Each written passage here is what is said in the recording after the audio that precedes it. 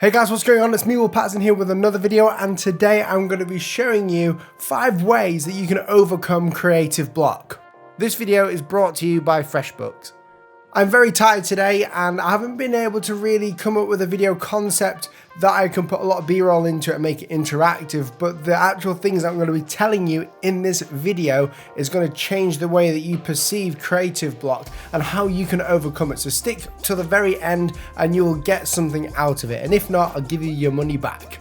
The first amazing way to overcome creative block is the easiest one that I always tell people is to go outside. Normally, if you're a designer like me and you're working on a logo design, some hand lettering or a painting, or you're just coming up with a concept that can work for your client, we get into this creative rut where we think that we can't do this and we start to panic and we think that our creativity has just shot out the window and we don't know what to do. We don't think that we can ever get back to that creativity space. But let me tell you, you will. Don't worry, just go for a walk. There have been so many times when I've been sat down at my desk thinking I don't know what to do. Like, I really don't know what to do. I'm stuck here, I'm by myself. And I've just sat there for hours on end until the very end of the day and I haven't really come up with anything solid. When in reality, I thought to myself, I should just go for a walk and I'll clear my head and maybe an idea will come to me later. And I'll tell you now, an idea came straight away. Every single time an idea has come to me after a walk. It's taken a bit of time,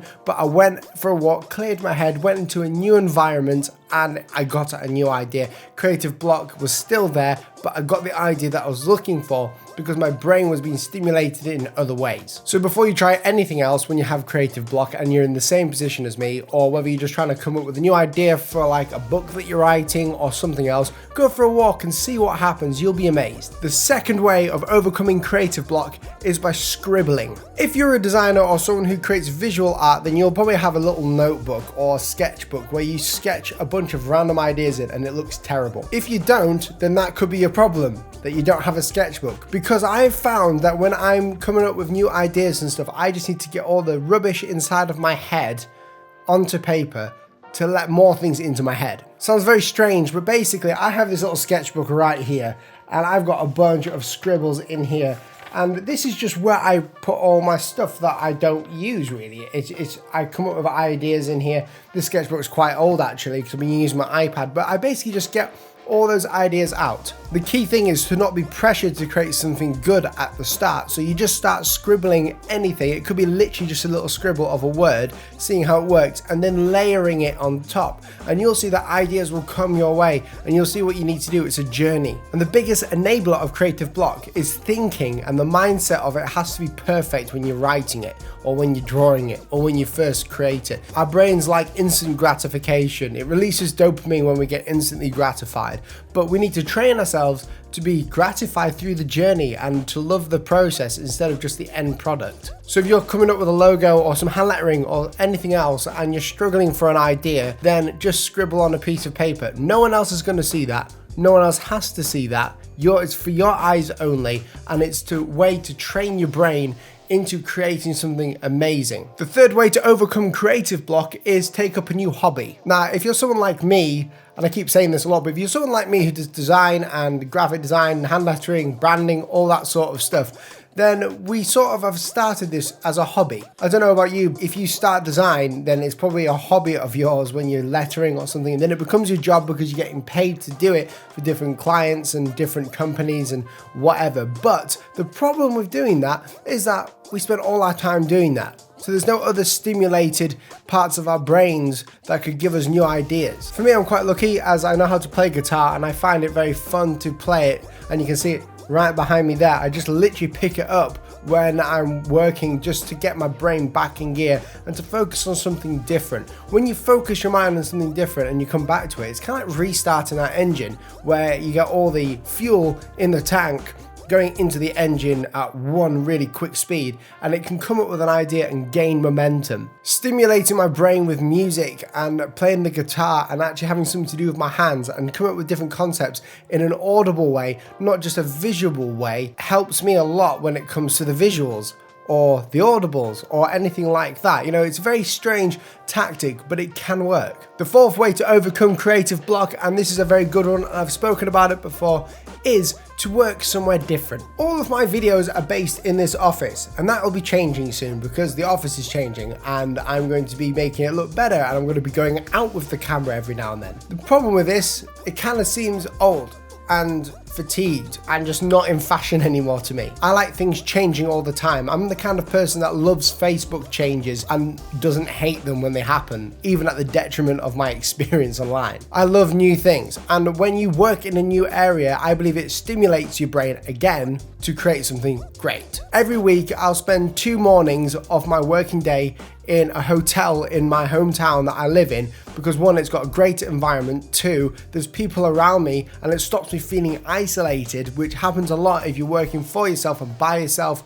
You know, if you have an office just to yourself and no one's coming in, you know, you can be very isolating and lonely. So going out can actually stimulate you a bit more and actually increase your productivity time, but also release your creative block that you've got a hold of your brain. I can't talk scientifically about that, but all I know is from experience, when I go into like a hotel or somewhere new, my brain must work in a different way, because the work that I do and some of the ideas that I have is, how did I come up with that here and not in the office? And it's happened so many different times that I've put it down to going somewhere else to work every now and then. Number 5 is a strange one, but use different tools. You may not know, but I'm a hand lettering artist and a logo designer, but I do a lot of calligraphy and mainly hand lettering on my Instagram, and you can follow me down in the description below. Make sure you do follow me, because I put all my updates out on there and I post some cool hand lettering.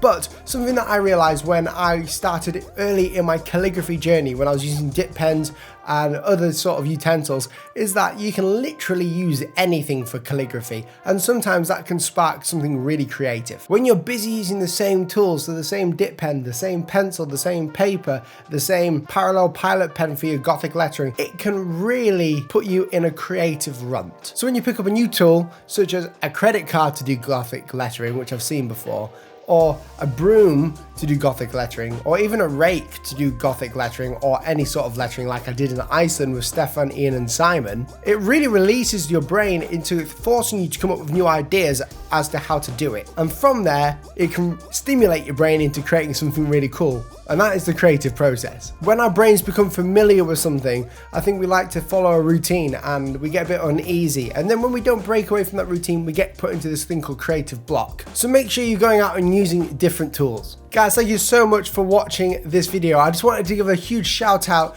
to FreshBooks for sponsoring this video. FreshBooks is an online invoicing program, and if you're like me, then you'll probably send a lot of invoices and get a lot of invoices for the work that you do. You also have loads of expenses that you need to keep for your end of the tax year. Well, I've been using FreshBooks for nearly a year now, and it has been a lifesaver. All the sponsors on this channel are highly recommended by me, not because they're paying me and supporting this channel, but because they actually work, and these are programs that I use and trust, and you can see me using them. So if you're a designer and you're sending invoices, or a creative person that's working for yourself and you would like to be able to record expenses and receipts on your mobile phone and save them to the cloud so you can print off your tax thing very easily, then make sure you click that link down below to get a month of FreshBooks completely free. There is literally no risk attached to this at all. So click that link down below to get a month free of FreshBooks. Make sure that when it asks you, how did you hear about us, that you put my name in there so they know I sent you to them. And guys, thank you so much for supporting this channel. We are so close to 200,000 subscribers. If you remember, I think it was like April or February or March that I got 100,000. That is blowing my mind. Like, before the end of the year, we have doubled. In 6 months, we have doubled our subscriber base. So hello to all of you new subscribers on this channel. Make sure you like, comment and share in this video, and I'll catch you in the next one. See you soon.